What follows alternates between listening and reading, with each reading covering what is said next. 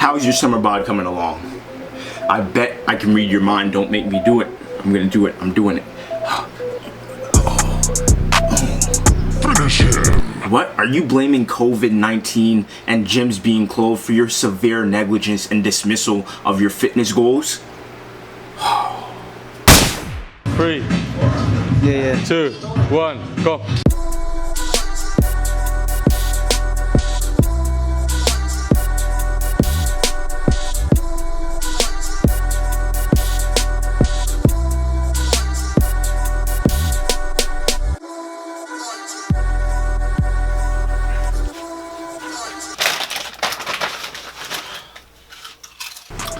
That's no excuse. You know why? Look at this. Look, when you see these gains, this is calisthenics. This is calisthenics, and I can always count on calisthenics to do what? To get me the gains. Look, this is without the gym. No excuse. Irvin Felix Sean with the Fitness Journal's Business Body Elite No Weight Machines community, and today I'm going to be telling you how you can stop making excuses. You don't have a gym membership. Well, even if you do have a gym membership right now, gyms are closed. They might be opening up still, and you've wasted your time making excuses for not making gains. Now, if you haven't got back in the gym yet, and even if you're in the gym, calisthenics is going to help you get to that next level, and it's going to bring you the results you want to see, right? So we're going to be talking a little bit about the diet aspect and about the training and why you should be doing calisthenics if you're not doing calisthenics, and if you are, how to maximize your gains, fat loss without roids and weights and roids. Now let's start with the actual exercise. We're gonna get into the actual nutrition part in a second, but the actual exercise, calisthenics. Now I normally, when I'm working out, even in general, I do compound movements. Now compound movements are movements that utilize one or more or two or more large muscle groups at once. So for example, you're doing a burpee, a jump squat, doing things that utilize not just multiple muscle groups, but multiple energy systems. Now, what is the reason and the goal behind performing compound movements? So I normally perform it, like I said, these compound exercises, and when I want to burn a little bit more calories, I'll probably throw some cardio sessions in there. And what I mean by that is doing sprints. I'm not talking about doing long distance running so much, but doing sprints, doing more high intensity interval training style cardio. I'm not a long distance runner, so that's not my goal. If you're trying to maintain lean muscle mass and create lean muscle mass, doing HIIT training, doing things that do include actual resistance, sprinting uphill, it targets those type 2 muscle fibers, which are responsible. You want that look, that physique like this. That's what you want to focus on. So I do, if anything, I do include HIIT training, cardio HIIT training, but for the most part, I don't really need to do that. I just do the compound movements, which you see right here over the video, these different type of compound movements, and I train at a higher intensity. So as a result, like, I am in a caloric deficit. I'm gonna actually show you, like I said, the nutrition aspect, but burning those excess calories, building, doing resistance training, pull-ups, push-ups, jump squats, burpees, things like this. These are the type, if your goal is to get lean, stop just going and running and doing cardio. I'm gonna do a video, maybe it will be before this, talking about don't do cardio. You're gonna get what I mean by that. It's not don't do cardio, but I'm gonna explain it. But anyway, yeah, you want your metabolic rate to increase, and that will grant you a greater caloric expenditure. Like I said, I'm not a huge fan of counting calories. Don't really like to count calories. I like to eat. Not to say that if you like to eat, you can't count calories, but it's not something that I need to do. I always recommend that if you're a beginner, you're trying to understand what your body needs, it's very important to count your calories because you don't have to guess. To recap really quickly on the first step that you want to focus on, compound movements. You want to focus on compound movements. You don't want to just go, if you're doing weightlifting, even like I said, not knocking weightlifting, I'm just trying to present to you, if you want to get lean, and have a dope looking physique, you got to do compound movements and include calisthenics. It's an absolute must. You can't go wrong. You won't go wrong. I mean, just look at me. Look at me. Look at me. Just look at me. compound movements are key. So very briefly, let's put together a quick compound movement plan. Starting with the explosive style training. If you've never worked out before, this probably isn't really for you. Well, it's not for you. Go ahead and check out my beginner free program. It is the first playlist on my YouTube. But number one, if you're beginning, explosive. Start with stuff like burpees, jump squats, long jumps, movements like that. You want structural balance, so you want to make sure you're hitting all the muscle groups by doing all these different planes of motion. Horizontal pulling, horizontal pushing, vertical pulling, vertical pushing, hip dominant, knee dominant, and calves. So make sure you're doing all those movements. Exercises that, like I said, compound. Burpees, long jumps, burpee pull-ups, burpee muscle-ups, split jumps, things like that that are explosive in nature, and then doing also high volume training. So high volume training, including if you're doing pull-ups, throw on a little bit of extra weight. Do 200. We did a routine, me and Bam. It's here. You could go back. You can see these are high volume training. We did it with the weighted vest. Started with the weighted vest. Continue with the body weight, and we did over 1,000 reps of that. And that's the type of training that will help you develop lean muscle mass and burn body fat. So that is number one. Let's move more so into the nutrition aspect now, right? So how should you be eating? What should you be eating? Now we're going to be talking about more so how you should be eating, because I'm not going to say the foods don't matter, but there's so much variety of foods. There's not like one food, one that don't eat this, don't eat that, and only eat this. No, we're not doing that. We're going to talk about the numbers, right? So what you want to do, you want to progressively decrease your caloric intake over about a 6 to 8 week period. Like I said, it depends, the time frame depends. I'm just giving you a rough estimate, a healthy range for you to lose weight. You don't want to rush. You don't want to just cut a whole bunch of calories out of the blue and then just start going. So you want it to be progressive, 6 to 8 week period. Like I said, this time frame depends on your level of fitness. So if you're a complete beginner, if you're more advanced, that's what will really dictate how long the time period would be. I would always recommend having supervision by a qualified professional, of course. So the amount of calories you want to be in a deficit by can be anywhere to 200 to 300. That's like a safe space right there. You can even start lower. I wouldn't recommend going too much higher. You want it to be progressive. Now, like I said, it's very important to know your specific level. If you're morbidly obese, then it's going to be far different from someone like me who is relatively in shape, trying to get in the best shape of my life. Not there yet, but relatively in shape and trying to cut down progressively over time a little bit more. So it's going to be very, very different, but general rule, 200 to 300, you look at that range. You could be in that deficit when you're starting out. Now progressively, like as the time comes up towards that 8 week period, if you want to do a little bit more, if you're like, oh, I have no energy, you want to make sure this is sustainable. So you don't want to be killing yourself. It's week 4 and you're like, I'm starving, I can't eat anything, this is terrible. You need to know your total caloric requirement for the day. Remember, as you're increasing, doing this high intensive training, guess what's gonna happen? You're gonna require more energy, you're gonna require more nutrients for the repair. All these things are important, so you need to keep that in mind. You can't be doing the same level, a more intense level of activity and say, oh, I'm just gonna continue eating the same way.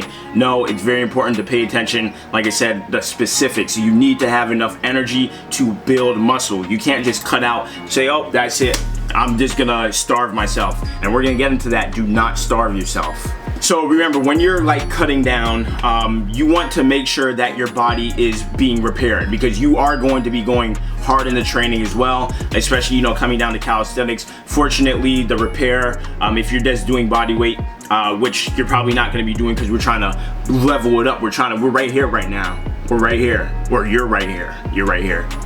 You need to be up here. Up here. Up here. You guys see what I'm saying, right? Up there.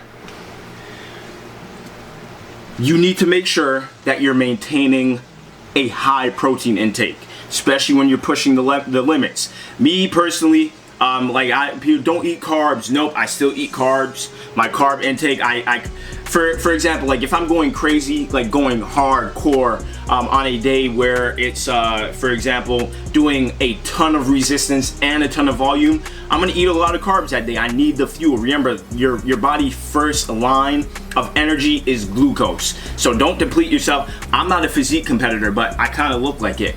And you can look like that too. Sounds like I'm being cocky, but I work hard for how I look and how I perform. And I'm teaching you the same way, so you could talk like me. I just can't even fit in this one. Big people problems you won't understand, but you will in a minute. So, recap. Do not, repeat after me, say it with me. Do not starve yourself. Don't do it. Do not starve yourself. You'll regret it severely, and you're not helping yourself. You might think that, you look at the scale, yeah, my weight's going down. You might think it, but you're not. You'll lose weight. That's obvious. Like, that's if you starve yourself, you're gonna lose weight. That's guaranteed. That doesn't mean it's the right way to do it. Your metabolism, we need to know about this, will reward you by saying, congratulations, you played yourself. When you start eating normally again, you know why? Because look, your body is not stupid. It's like, hey, oh man, I'm starving. I need to hold on to as much fat. I need to retain as much of my nutrients, everything that I have in my body as possible. And then when you start eating normally again, you're just gonna pack on the weight. It's like, oh, your body's gonna be like, I better save up for the next time this happens again. Don't do it. Don't do it. You're going to regret it. Now, if your goal is to pack on pounds quicker than Rob Kardashian, then go ahead. You can do that. You can just starve yourself for a couple weeks and then start eating normally again. Go ahead. Or you can do what I'm telling you and do it right, follow the process, and don't expect to see your lean body in 3 weeks. Look, it is a process. 6 to 8 weeks, that's the time frame I gave you. If you're quitting before that, if you're like, oh, I'm fed up, before 6 to 8 weeks, you're not fit for this. Which you should be, because it is a lifestyle. Remember, that's only a minor, if you can't do 6 to 8 weeks of like something minor like that, how are you gonna sustain a lifestyle? And if you can't sustain the caloric deficit that you're in and pushing yourself to that limit every single day for 8 weeks, take it down. Take down the intensity. You want this to be a lifestyle. Like, look, how I look and how I perform, those are bonuses, but my goal is to be healthy, longevity, people to accuse me of being on steroids, and I like that. You know why? Because that just proves what? I work hard. And the fact that people think it's not attainable through hard work, education by understanding how nutrition works, it's a compliment to me. So we're going to look at a little bit of science right now. Let's turn to the computer. Now, right now we're reading from Sports and Exercise Nutrition. I love to read, man. I love these books. I love these studies. Because when people contest me, guess what I do? I bring them the studies. Now, studies aren't always right, but chances are, if you're just presenting your opinion in relation to study or book or something that has had a good amount of research behind it, chances are they're going to be right. I'm just saying. All right, let's begin. The daily calorie intake of persons in the United States above age 19 years average 1,785 calories for women and 2,640 calories for men. On an annual basis, this translates into a food intake of about 741 kilograms, which is equal to about 1,600 pounds. Now, there's a study started there, the latest data, and food consumption. Actually, you could read this whole study. I'll link it somewhere, but I'm gonna skip to the part that's like most relevant right now, because I want you guys to understand something: how big of a role food plays in our life, how we perform, how we look, everything like that. Now, just like I stated earlier about the caloric intake, when calories from food exceed daily energy requirements, the excess calories store mainly at fat in adipose tissue. For example, eating an extra 2 ounces of roasted peanuts daily theoretically would produce a weight gain of about 7.3 kilograms or 16 pounds in only 1 year. Think about that. Think about that. You know what it is to gain 16 pounds in 1 year? Energy output must balance energy input to prevent this caloric disparity. Yes, unfortunately, most of the time this does not occur.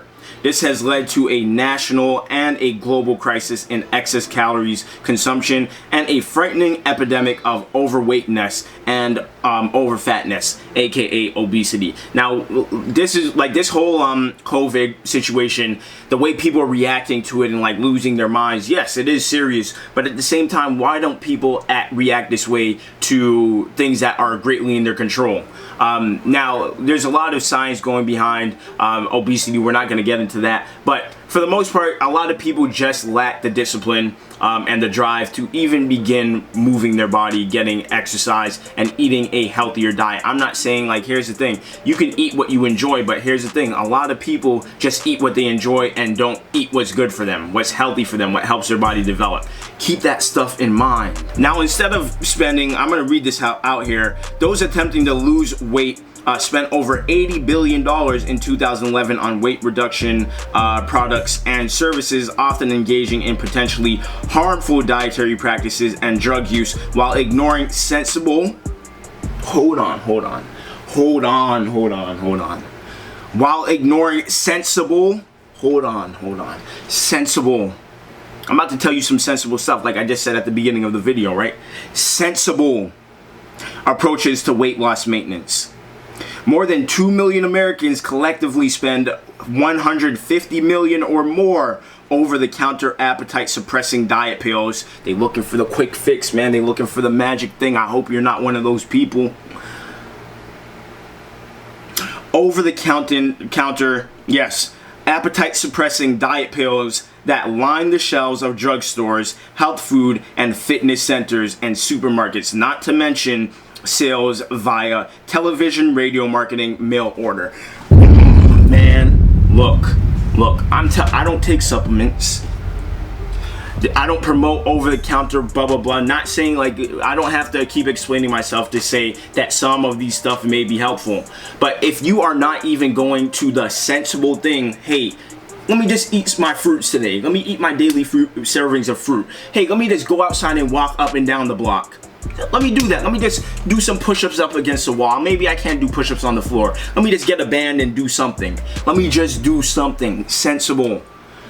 People decide, no, that's too much work, I'd rather just go and spend extra money, look, money I don't even have, to go and get surgery, and it's not gonna fix my inability to take action, my discipline.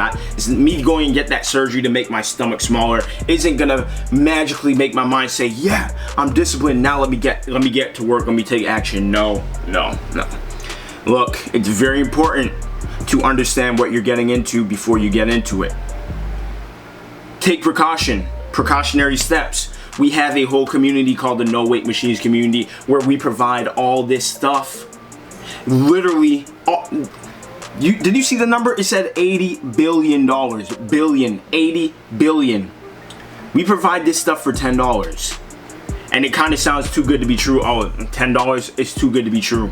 No, ask our members. Click the link below and check it out. Of course, I'm gonna promote it because look, if you guys are going and spend money on this stuff, you could go and spend $10 on something sensible. Now, that's it for today. I hope we're understanding. We need to understand that a lot of this stuff that end up being a problem can be avoided. They can be avoided. Health is wealth. Get money. Remember, it's always the warm-up.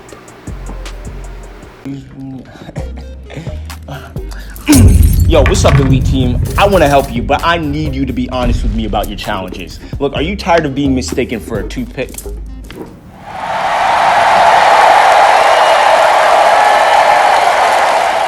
Old habits die hard, huh?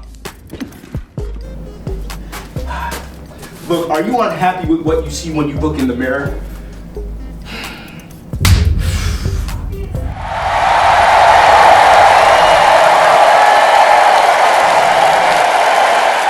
Are you tired of not being able to eat what you can enjoy?